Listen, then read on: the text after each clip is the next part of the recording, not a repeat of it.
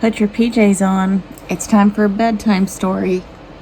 I am Holly, and I am a late diagnosed autistic person, and I like to talk about things before bed when I have bursts of energy sometimes. And that's how this whole thing started, with little journals, video journals to myself before bed.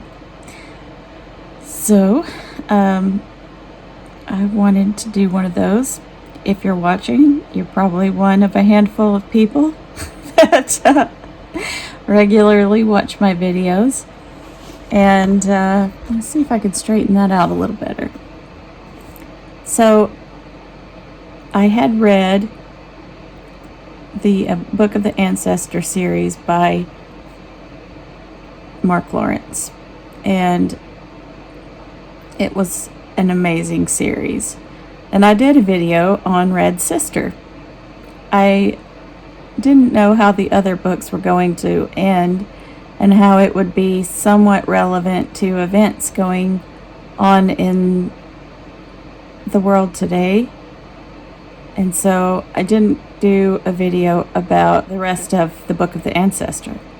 I loved that book, and I think it has some points that are very, very relevant to things going on in the world today. I, however, don't feel like I'm the most eloquent person in the world, or I don't think of myself as the most eloquent person by any means whatsoever. Not by any stretch of the imagination. So I'm kind of hesitant to talk about it. Like, I can draw parallels, sure, but I have no idea how to fix anything in the world. I'm the best minds on the planet haven't figured it out. So what the heck am I going to say that is actually going to, make it any difference? Doesn't mean I don't have an opinion on things, but I don't have any delusions of grandeur that I could possibly have any solutions. But I read a book where events happened, and in the book, those characters came up with a solution to one problem, at least, So I think about those things that happen, though. As time has gone on since my first video, which I published expecting absolutely no one to watch, I thought, I'm just throwing this out there. I really don't expect it to have any viewers. I'm nervous as crap about it.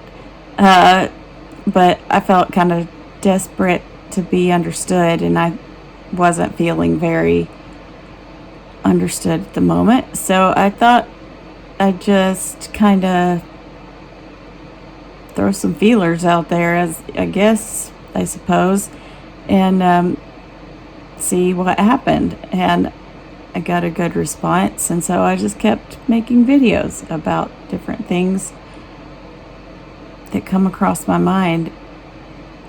But yeah, in the book of the Ancestor, which is Red Sister, Gray Sister, and Holy Sister by Mark Lawrence, you're dealing with this population of people who came to a planet because their planet had died. Sounds like they probably killed their planet, and so they go out into space in search of another, and they find one that is livable, but it's also dying, and there's only a thin strip of land which is livable. And so the entire population is squeezed into a small area, and you have different types of people, different factions, and they tend to be at each other's throats because they are competing over space and resources. And so, religion plays a big part in the whole thing. And there's a lot of religious corruption. There's a lot of, manipulation of the masses by the religious political system. So because of all the stuff that happened in this book that I think is absolutely brilliant and has a really nice twist at the end, which it was something that I had kind of wanted to see happen in a book, and it finally happened.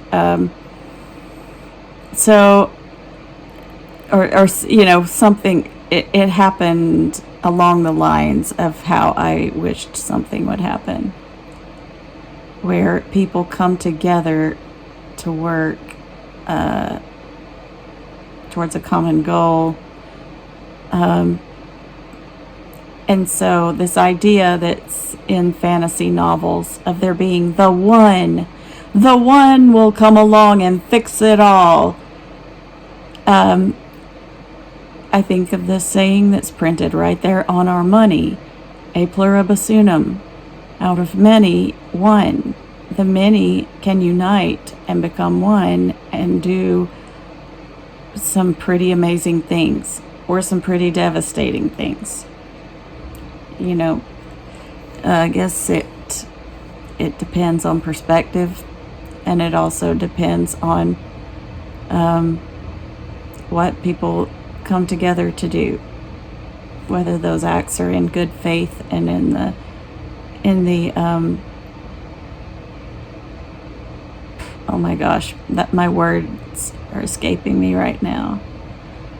Something for the whole Spock quote: the needs of the many outweigh the needs of the few or the one. So yeah, I was thinking it'd be cool if the one is really the many united. I'm not drawing a parallel between our exact situation and the book. Just thinking about climate change, dwindling resources, what people are doing about it, how religion and manipulation and the political affairs play a role in that, and what ordinary people are doing about it, that kind of thing. So, but it's like, I just read a book with lots and lots of symbolism or whatever you call it, and I don't really think I'm smart enough to talk about this, but I really enjoyed the book. I loved it, and I encourage people to read it. So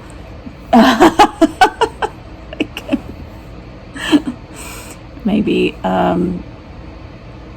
give an educated opinion on it. Not that I don't have an education. I have a degree in history. For all the good that it does me, I chose history because I had changed my major like 3 times, and history would be the degree that I could graduate with the fastest. And also, I happen to be really, really interested in environmental stuff, but in environmental history was sort of becoming popular at that moment. So I was really mostly interested in environmental history and the impact that environment has, and humanity's abuse of their environmental resources, what role that plays in the collapse of civilizations and empires. So this book was right up my alley, with combining the environmental history in the future. That's it. Environmental future history and fantasy fiction. Sort of science fiction if you throw in the fact that they traveled across, traveled light years to find refuge. And I hope my space heater noise isn't bothering anyone, but I'm turning it off before I actually go to bed. I'm not sleeping in this hoodie either. That's way too hot. But yeah, so I started thinking though about how if I was like, maybe I can just tell what happened in the book. And I don't know if I could talk about, well, if I have enough self-control, or I don't know what you call it, to talk about the book and keep my opinions entirely out of it. So, so there's that. But also, if I tried, and then, I tried to be subtle about things, I fail miserably at trying to be subtle. And sometimes by trying to be subtle or trying to keep my opinion or whatever out of things, then sometimes I become read the wrong way, and then somebody might think that I'm, the opposite of what I'm saying or meaning. So, and it's happened to me with, different things with both neurodivergent and neurotypical people. I think that a lot of it is me. I think a lot of it is that I don't know how to communicate in the best way sometimes. I try, but sometimes I don't succeed. And that's life. And therefore, I end up in a conundrum sometimes. And also, since if you're still watching this, you're probably one of the true blue folks who watches regularly. I'd like to ask, do you think a corrections video would be a good idea? Or I changed my perspective on this video would be a good idea? Because I've made mistakes in my videos, and sometimes I'll go and put a note in the description, like on my fear video, I said House of Wax, but I meant House of 1,000 Corpses. They're both horror movies, and both kind of prove the point that I was trying to make about, ignorant people, ignorant humans delighting in violence. Yeah, that was what I was trying to say there. And so I made a correction in the notes, but I can't go back into these videos once I post them and cut pieces out. I don't have that kind of software. I don't think that YouTube lets you do that either. But also, for transparency's sake, I don't want to go and delete something, if I had a perspective change, or if my opinion changed, or anything like that, or if I said something that made somebody angry. I'm not going to have any kind of moment where I'm like, oh, I better remove that because somebody had some feelings about it. I try not to, I don't like rage bait and that kind of stuff, so I try not to post stuff that intentionally makes people mad. Like, I think that's ridiculous when people do that. I dislike it, so I figure other people probably do as well. If I post something and it's traumatic, it's genuinely because I was feeling whatever it was I was feeling at the time and thought it was important enough to share. Especially if it's something I think other people experience, and if sharing the experience can help. But sometimes, another question, sometimes I think I've overshared, and the internet is not the safest place to be oversharing. So I want to still be able to make content that is authentic and sharing genuine thoughts and feelings, and I don't want to become censored because I can't freaking keep up with things sometimes. Oh, I think I'm about to get off track. Let me back up. Okay. Yeah. I think I've overshared. Do you think I've overshared? You know, just like lots of people, I have concerns over personal privacy, but I was aware of what I was getting into when I started posting anything online. Like anything, anywhere online, you are opening yourself up to people that you don't know. And you don't know their hearts and minds and intentions and all that. But also, while I'm on the subject of corrections and censorship and all that, self-censorship, I think about like music that I like and books that I like and people getting canceled, and I mean it goes right down to like you can't use this emoji because it means whatever. Like the thumbs up emoji, now apparently people see that as not actually liking something or okay. They see it as a passive aggressive thing. And so I'm like, okay, no thumbs up. Got it. Hearts only. And then it's like, but what color heart did you use? And I'm like, well, oh my God, just now this is turning into all these little microaggressions and rules that I have to be aware of if I don't want people to hate me. And then that makes me angry and want to say, well, fine, let them. But then of course then I'm torn. I'm like, well, do I or do I don't know. But as far as things like that go, it's like I might accidentally be insensitive, like sharing a meme that I enjoy, that like that metal meme.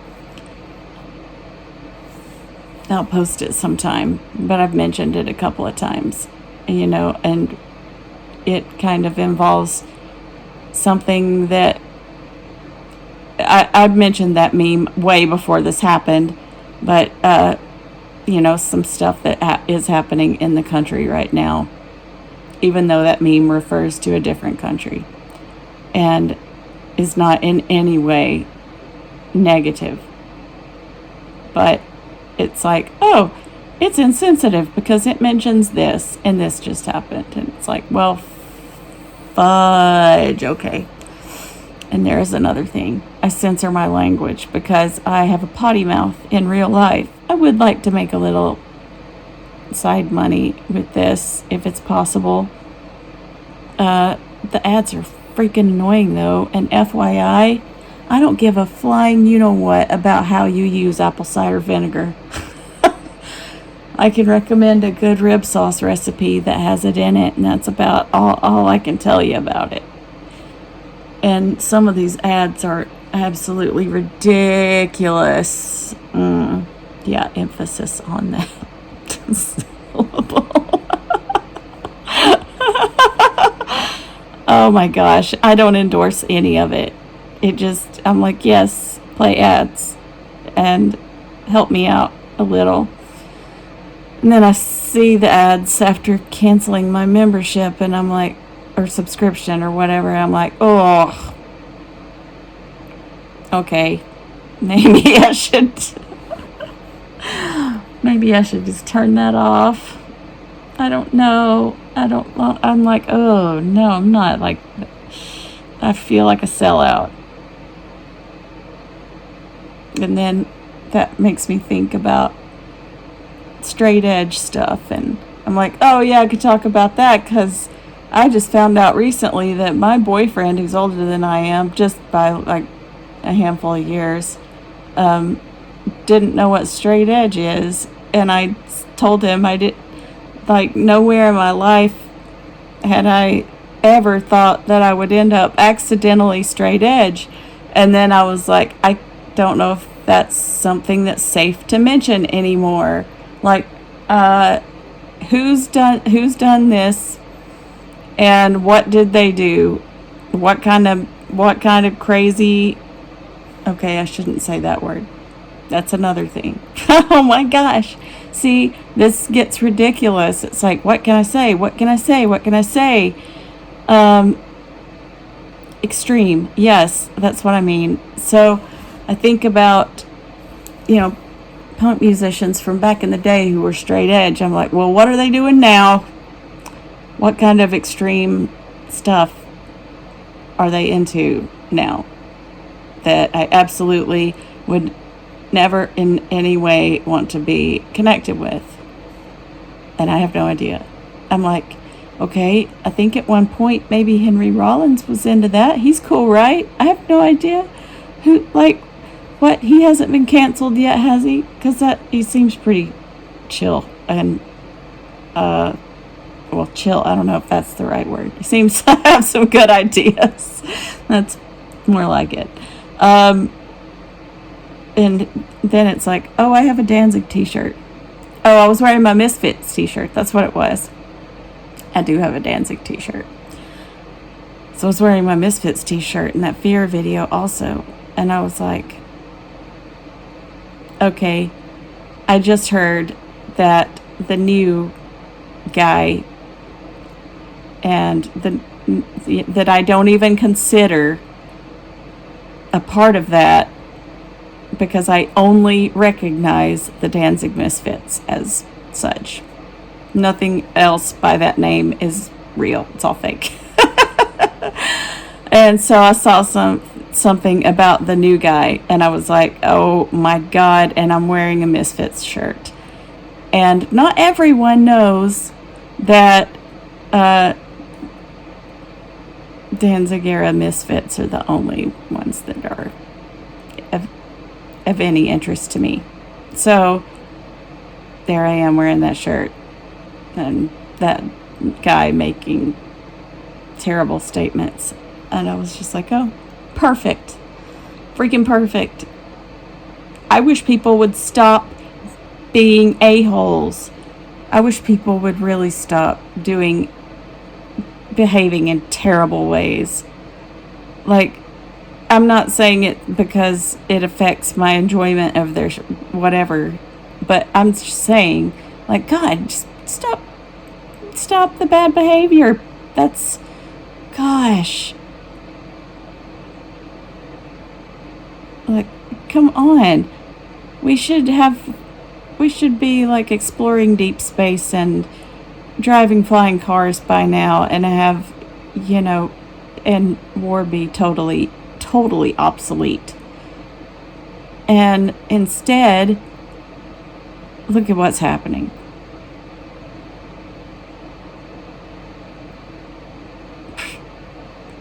Okay, I guess that's gone off track. But yeah, I was wondering about censorship and stuff.